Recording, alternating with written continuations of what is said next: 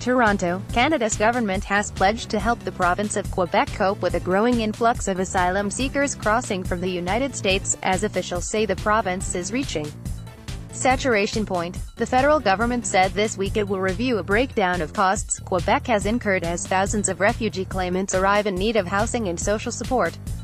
Canada also said it will work to divert newcomers away from Montreal, Quebec's largest city, to regions better equipped to welcome them.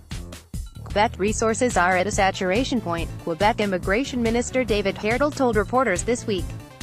Federal and provincial officials met on Wednesday, and federal ministers said afterward they would take steps to help the province.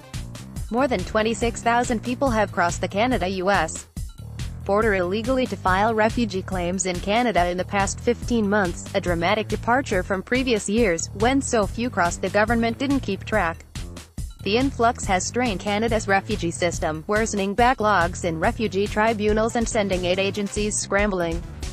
The number of border crossers peaked at 5,712 in August 2017 and dropped to about 2,000 a month over the winter, but has picked up again, with Canadian police intercepting 6,373 in the first 3.5 months of 2018. The vast majority of these refugee claimants crossed into the primarily French-speaking province of Quebec, where the influx sparked political tensions in an election year and backlash from anti-immigrant groups. But while the federal government pledged to ease the pressure on Quebec, it has yet to find places to send people. Toronto, Canada's largest city, has also been stretched by a refugee claimant influx. The government must also determine how refugee claimants will travel, and asylum seekers would have to be willing. "We can't tell people where to go," said Matthew Genest, a spokesman for Federal Immigration and Refugees Minister Ahmed Hussein. Heardle said the steps were in the right direction.